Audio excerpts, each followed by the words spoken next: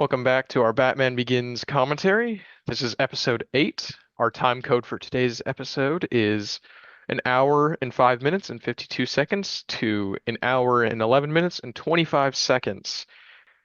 Our last episode, we discussed Batman's first night out, and now we're seeing the aftermath of this. We've got Commissioner Loeb here, and they're discussing his antics he got up to last night. So, Citizen, I'll take it over to you. Batman's night out was a complete success because it did result in this mob boss is now off the street, right? And there was a huge drug bust. And yet, despite all of that, Commissioner Loeb He's wants back. pissed. Do you think basically any person in his position would have the same attitude? I, I don't know. I think if there was to be a Batman in the real world and he's taking down these mob bosses and these criminals, I feel they wouldn't be so upset. Maybe they'd be a little cautionary, be like, what is this guy's ultimate motive?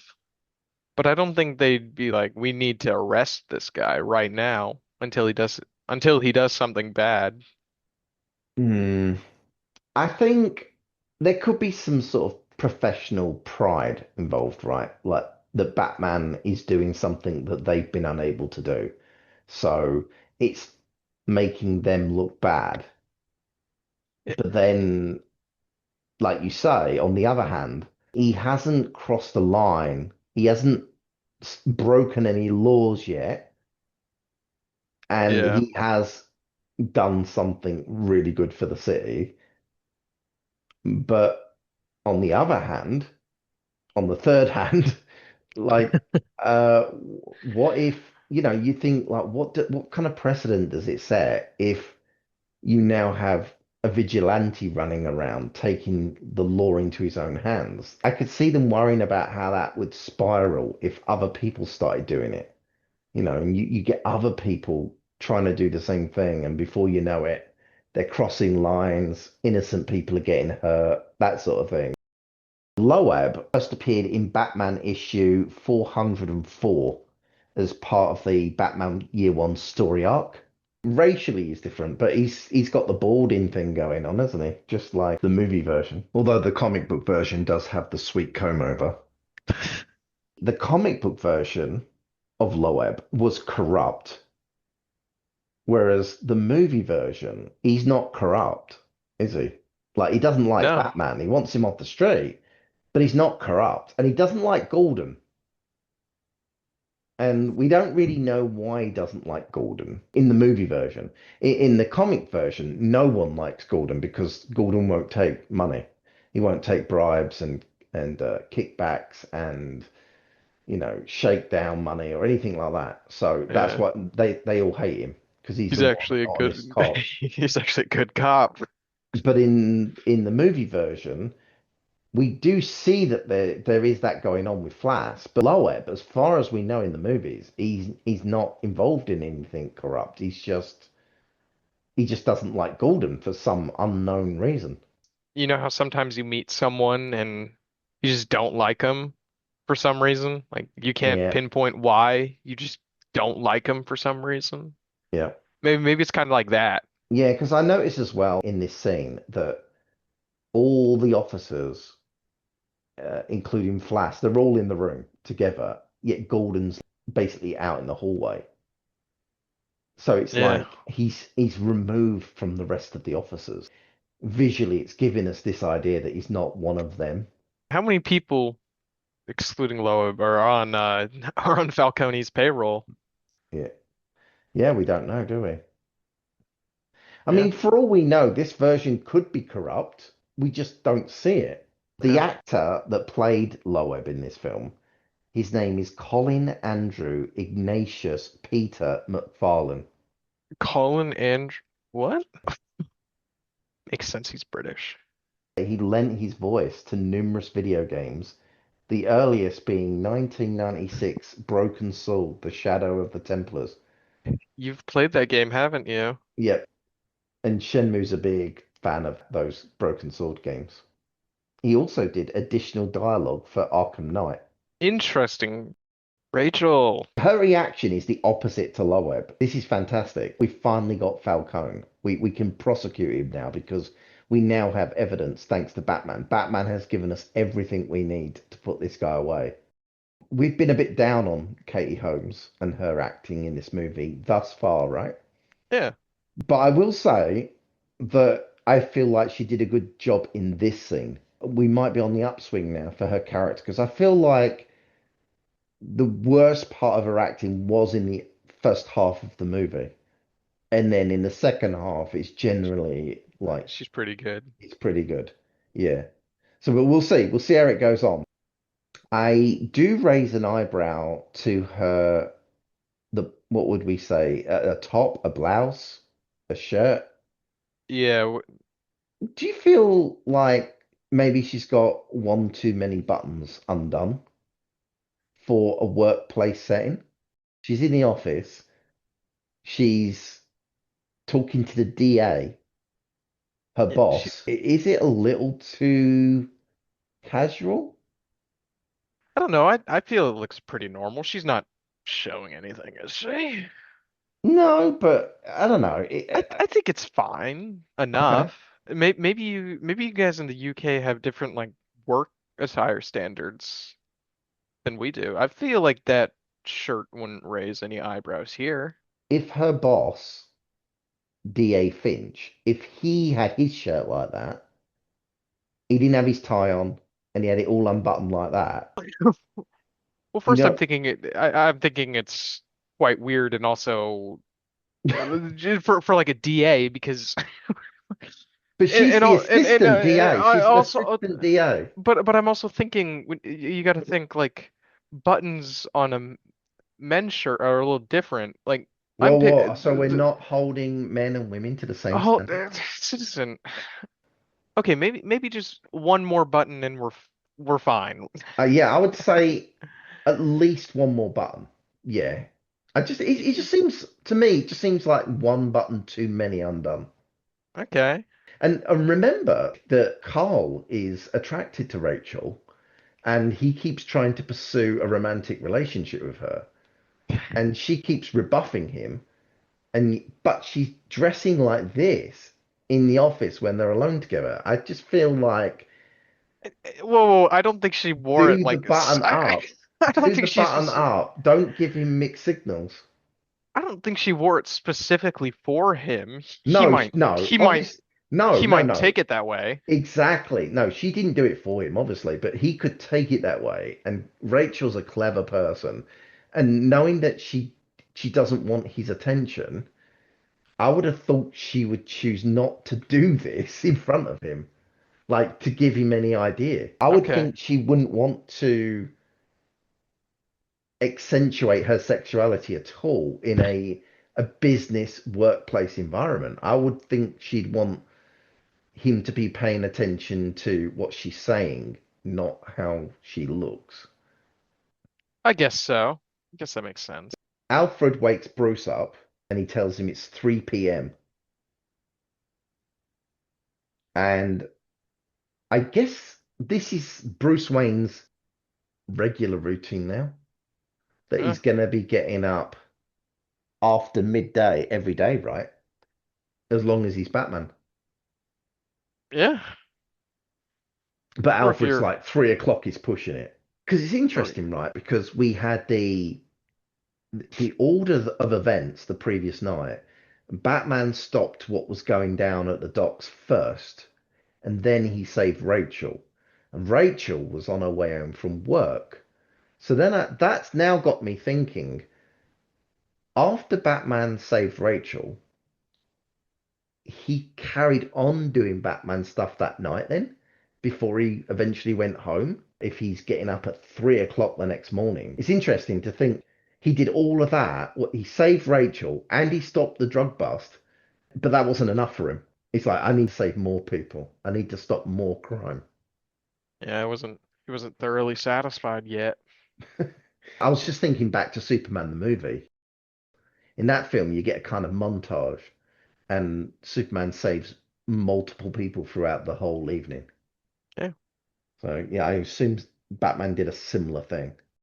Bruce has some serious bruising there around his Yeah, arms. that's crazy bruising. These look like defensive wounds, would you say? Because there's no bruising on his forearms, but they would have been protected by the gauntlets that he's wearing. Yeah. So, and the fighting style that Batman uses in this movie, I think it was called Casey, and it was all about using your arms to defend and then getting close to your opponent and then sort of systematically break them down while maintaining a complete defense around your head. Alfred suggests that Bruce learn polo as a cover for his non-existent social life and Yeah. mysterious injuries. Is that the one where you're riding a horse or something? Yeah, with the stick. According to AI, playing polo frequently results in bruises. Almost all polo players report experiencing bruising after playing, with 56.8% of respondents in one study indicating they were bruised regularly. Bruising is a common outcome due to falls, collisions, and impacts from the ball or mallet. While bruises are typically minor, they are a prevalent injury in the sport, often resulting from the high speed, contact intensive nature of polo. Now, this bed here, this headboard, this is a vintage Carlo Bugatti, a renowned Italian decorator obsessed with nipples. I I can see that now. That's it's an interesting headboard for sure. Bruce downs a green smoothie. Of course. What do you think is in this concoction? Probably kale, spinach. What else do people put in green smoothies? I know those are the two big Cabbage? ones. We're just naming different kinds of lettuces at this point. I don't know how people like these. These are terrible. He's so disciplined though that he's just like beyond those sort of Beyond trivial things. taste. Beyond Exactly. Yeah, taste. yeah. The things that like a regular person would concern themselves with, he's not, right? I mean, he Yeah. spent who knows how long with the League of Shadows, right? We know how he lived. He lived as a homeless man. He probably slept on like a basic mat or basic cot in the monastery for with the League. You know, he's lived a harsh life. So this is like luxury to him. He was probably living on a bowl of rice or something before. True. What does it take to become Batman? What physical exercise routine would you need each day to I get was to that sort of peak physical fitness? First off, I always thought this scene was a little goofy. Like the way he just kind of falls over and starts doing push-ups. It kind of reminds you when a guy is trying to impress a girl, like being like, "Oh, look how many push-ups I can do." I'm But surprised he did it straight out of bed. Don't you do stretching before you do anything like this? you're technically supposed to. I'm assuming he's got a gym, right? There's probably a room in his house that contains proper gym equipment, and he's got different machines that work on different parts of his body.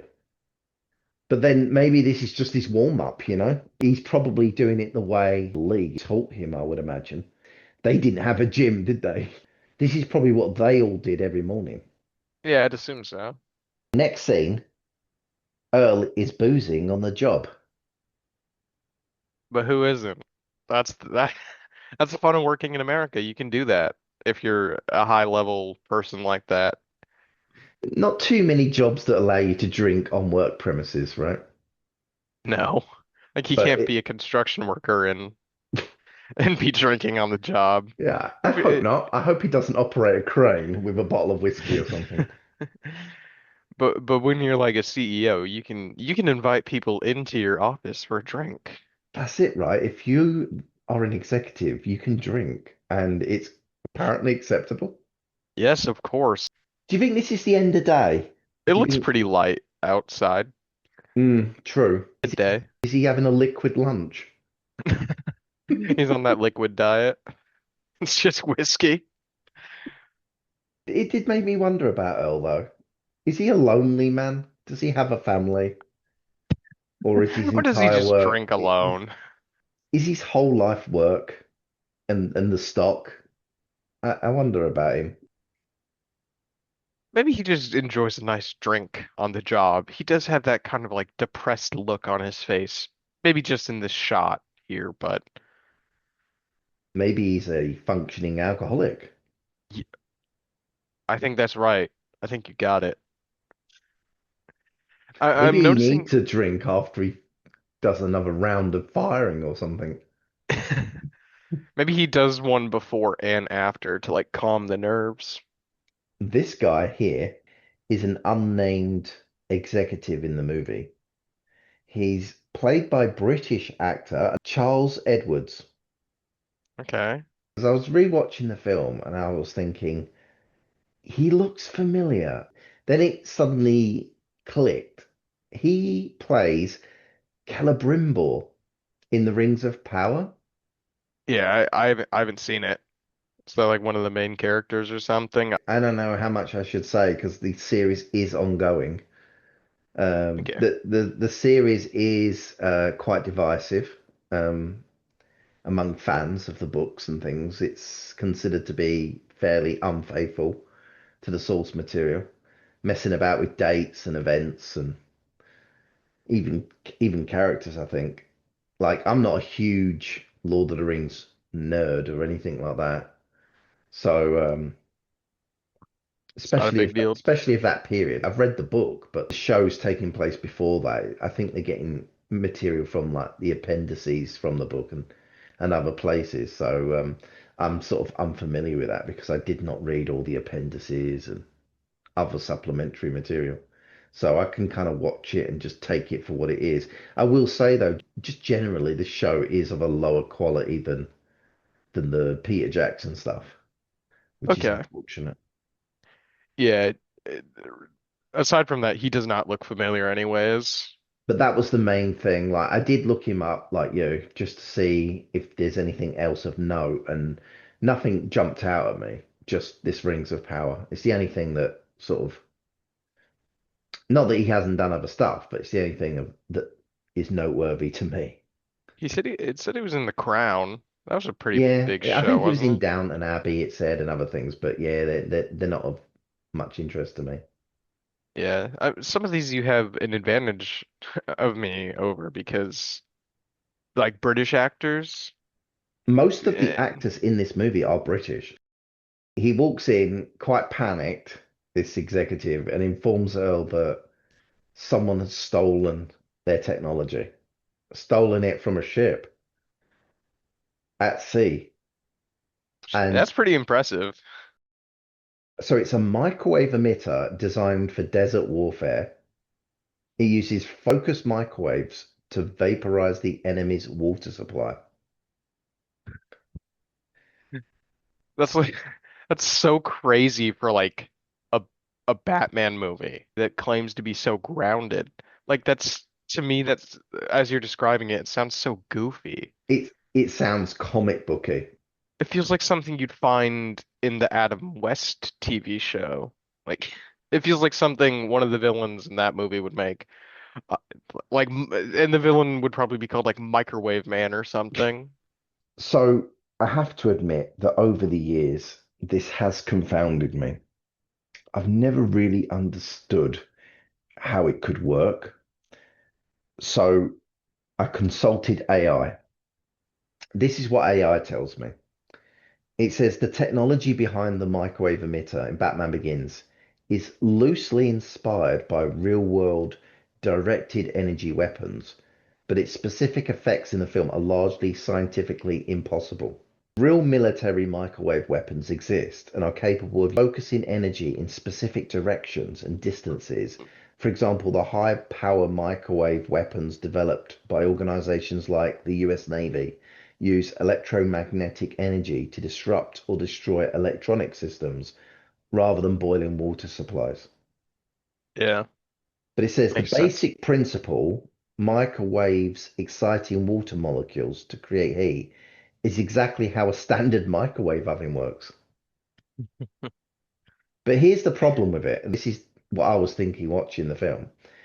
It says in the movie The device vaporizes water in underground pipes, but doesn't affect humans who are composed of approximately 70% water. In reality, Yeah. any microwave emitter powerful enough to flash boil entire water mains would instantly cook or kill any biological organism in its path.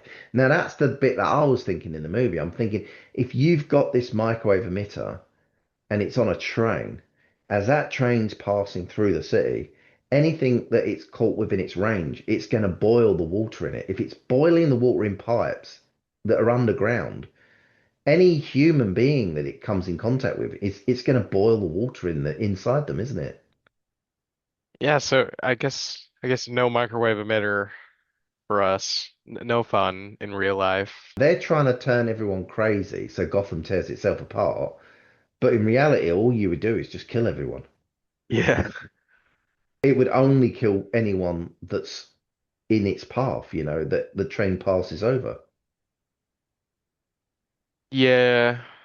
So it's But also that's like fairly inefficient, right? You'd be better off with a bomb or just a normal pathogen if you wanted to kill people. Because the idea is in the movie that they're trying to get the whole city to basically kill one another, right? In a madness, in a fear-induced hysteria. But the train only passes over certain roads, right? Because it's following train lines. So that would mean huge sections of the city does not even come under its sway, right? So they would be immune, I would have thought. yeah, and So even if the machine did work, even if it did what the movie claims it would do, it would only affect certain segments of the city, wouldn't it? I believe so. It'd be a very ineffective plot. We know that they were heading for Wayne Tower, right? Which is like the hub. And in the movie, one of the controllers says, "Well, if it gets here, the whole mains will blow." But I can understand the mains would blow, but they wouldn't. The gas within the water supply wouldn't vaporize just because it blows. It actually needs the emitter to transfer the water into steam. But Yeah. blowing mains at the Wayne Tower would not cause the mains in someone's house on the other side of the city to be affected. They would just lose water pressure, wouldn't they? Yeah. They'd be like, oh, there's Yeah, no but water coming out of my taps. I Here's guess another they point that Google AI points out. It says microwaves are blocked or reflected by metal. The large iron or steel water mains depicted in the film would act as a Faraday cage, preventing the microwaves from reaching the water inside to boil it. And furthermore, it says a physics study estimated that vaporizing Gotham's water supply would require approximately 13.7 gigawatts of power, roughly 1/60th of New York City's total daily power consumption. wow. So, So the machine itself could not possibly be able to generate that kind of power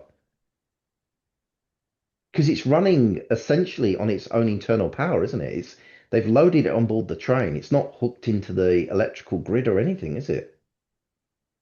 yeah, it's crazy. The film Wow. suggests the device was tuned to only affect water at certain levels of pressure. There is no known scientific mechanism that allows microwaves to selectively heat water based on its surrounding pressure while ignoring atmospheric water in the air or bodies. Interesting. So pretty much you need the power 1/60th of the power of New York Yep. and And it'd no have to be hooked into the grid. yeah. And you'd have But the problem of trying to get it through the pipes, which microwaves can't do. And you've got the problem of it not actually vaporizing the watering people. And you've got the fact that it can't, even if you could do all of those things, it can't actually reach everyone in Gotham anyway. It would actually only reach a select few. no, it's peak. It always, even when I first saw the movie, Like the very first time, because often when you first watch a movie the first time, things go over your head, don't they? You only sort of pick things up in a rewatch. But that plot did instantly jump out. Not all these details that we found with AI, but like certain things about it just like instantly was just like, hang on a minute, like this doesn't quite make sense.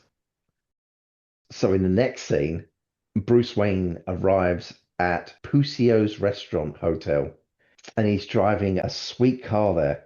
It's a Lamborghini Murciélago, which is the Spanish word for bat. And you notice there that there are two rather attractive women in the front passenger seat, one sitting on top of the other. These two ladies are named Susie and Kiki in the movie. They're European. Emily Stephen Daly is the blonde model. Okay. The other lady is uncredited. Interestingly, though, the movie credits the unnamed brunette as blonde number two. Interesting. I do like that he arrives with two women and not just one. This whole scene, like, I know Christian Bale obviously played him, but it reminds me a lot of something Patrick Bateman would do. And he did do it in American Psycho. Just less crazy, I guess. Yeah, less murdering at the end of it. Yeah. But like him buying the hotel and all that, that's something that Patrick Bateman would do. Like he like his ego feels shattered. Now, we don't have any information on these two ladies, so all we can do is judge them on their physical appearance. Oh my God.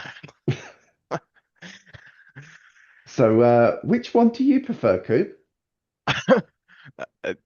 I'll let you go first. It's a tough call, to be honest with you. I think that's Bruce Wayne's problem, right? He can't choose, so Yes, he he just takes chose both. both. I do love Earl's reaction. He does a double take. He's like, what? With the raised eyebrow and everything. He's such a great actor. Yeah, it's a good moment. This woman here, what do you think about her? Fine. She's Wha- very pro Batman. She is. She's like, at least he's getting something done. I like her accent as well. It's very rich, very posh, clueless but amusing. The guy she's talking to there in the black, he's against Batman, right? They're sort of having this debate going on. Yeah. And I notice Earl's there as well, right? Which is Yeah. interesting. So I'm like, who are these people? Are they Wayne Enterprise board members? There's so many mysteries.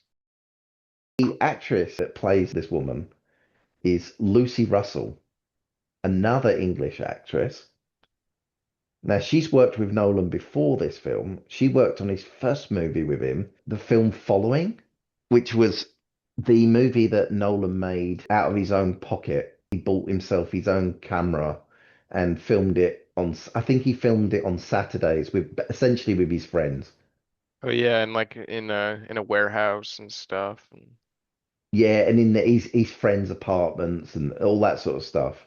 And it was the film that got him noticed and kickstarted his career. Wow, impressive.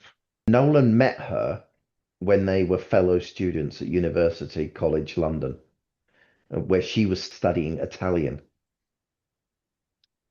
Interesting thing to study. Besides speaking English, Lucy Russell speaks fluent French and Italian and has partial knowledge of German and Spanish languages. Hmm. She participates in fencing, horse riding, skiing, and ice skating. Those are very like rich people activities if I've ever heard of them. Yeah, she seems like she comes from money. Definitely. Well, Maybe she doesn't have to act too much. she's just playing herself. She does a good job though. She does. Now, the maitre d' here that comes over, he's played by David Badella, a well-known stage actor and opera singer, known for the Rocky Horror Show. Writes a check, shoves it into his pocket, and says, I'm buying this hotel. Yeah. I guess maybe just every Playboy billionaire is It's like just that. fun. It's just fun to watch, isn't it? It's probably not fun to be around someone like that. I think what makes it extra fun is knowing that he's not really like that, that it's just an Yeah, of act. course. Swimming. Now, with these two ladies going swimming and then pulling Bruce in, do you think Bruce orchestrated this silliness, or do you think the ladies came up with it on their own? I feel like he orchestrated it because I feel that's something someone would do only if they're drunk enough. Bruce does want people to think that he's an idiot. And I noticed that the brunette whispers something to Bruce before she goes off with the blonde. So maybe not the pull in advance specifically, but maybe they planned some kind of silliness beforehand. And then the brunette is telling Bruce she's going to go off now and start something. Or Bruce knows the kind of people they are. And then when they do engage in their swimming, Bruce takes advantage of the opportunity to make himself look like a buffoon because he wants his guests to think of him that way. So people underestimate him and would never consider that this guy could be Batman. It's interesting with these ladies, right? Because I'm thinking, well, where did Bruce find them? That's a good question. Did he pay these women, or are they there just because they're like, it's Bruce Wayne. I want to hang around with this handsome, rich, single guy? Or are they from some kind of agency that he's paid for? Are they high class hookers? Well, they're European, aren't they? So I don't know. Maybe how did they end up in Gotham is my question. Are they just like visiting Gotham, or are they are they part of an agency like you said, or are they like maybe on a vacation in Gotham? I don't know why you'd want to go on a vacation to Gotham of all They could be places. rich socialites. Nepo babies. Yeah, they could be Nepo babies. As they're leaving, I noticed that these two women that Bruce came with, they hold hands. Oh yeah. Are they lesbians? I you can you can believe that, I guess. Well, what do you think? They just good friends too? You never hold hands with your friends No. Do and you? skip Do you around? do you walk down the street holding hands with your chum?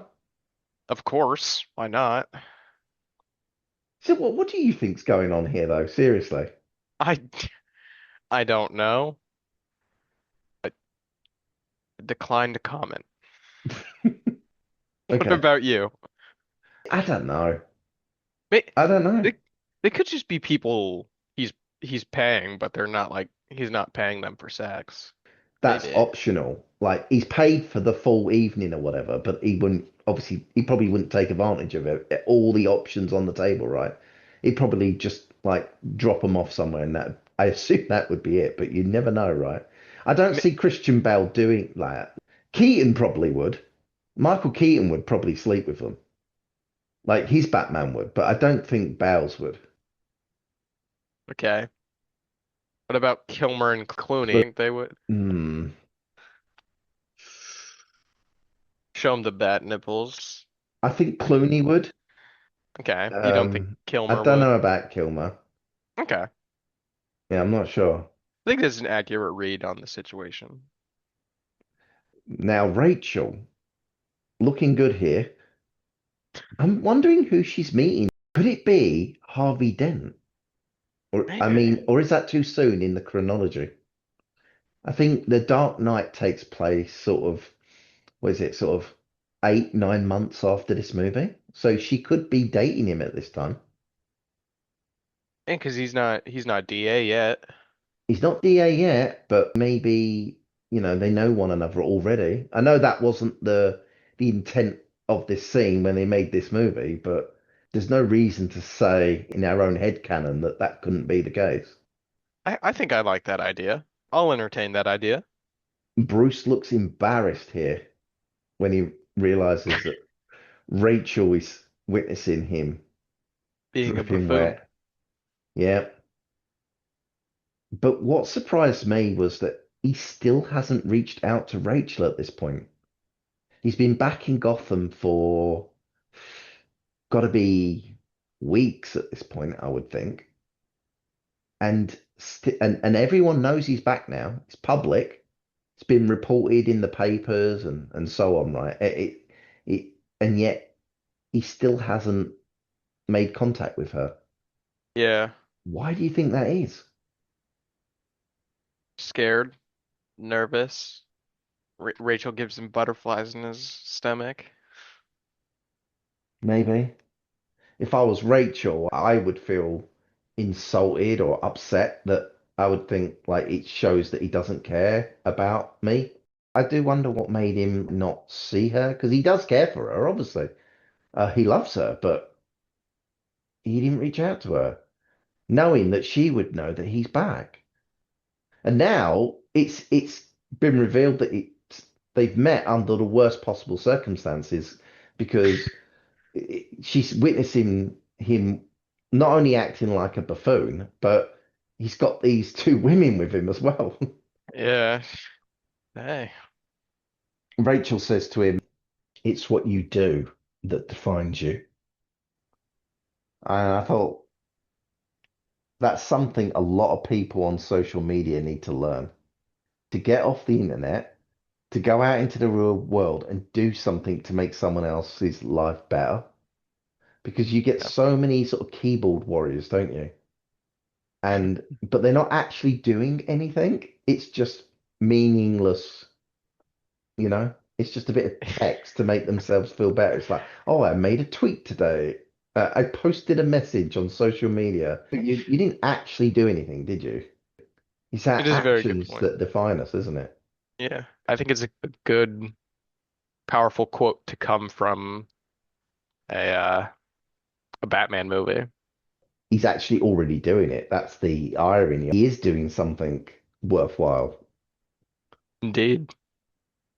Maybe that's why he didn't reach out to her. Maybe he was thinking, I will accomplish something first, and then I can go to Rachel, and then I will reveal what I've been doing, but I'll have success to present to her. Then she's more likely to accept what he's doing or what he did. Maybe he thought he could get this done relatively quick, do you think? Because this Batman's unique in all the Batman movies because he views what he's doing as finite. You know, he has a plan and he believes he's going to end corruption in Gotham City and he's going to make the city a better place. And then he's going to stop being Batman. Then he's going to retire. And he's got that idea from the very beginning, from this movie, as we'll see later on. He may be thinking, I haven't seen Rachel for 7 years anyway. What's one more year? And then I'll make contact with her when it's all done, when it's all wrapped up. And maybe he wouldn't even need to reveal that he was ever Batman at that point. Maybe he's thinking she'd never even know what he did. Yeah. So it's been a good episode. Some interesting things to take away from it, I thought. Thanks for joining me on this episode, Coop. And thanks for having me again. And so next episode, episode 9, Shenmue will be returning. I've noticed he seems to return every third episode. Yeah, so we did episodes 3, 6, and now 9. Yeah, it's not planned that way. It just seems to work out that way. We'll be meeting the Scarecrow for the first time in this movie and this trilogy. Well, don't have too much fun, boys.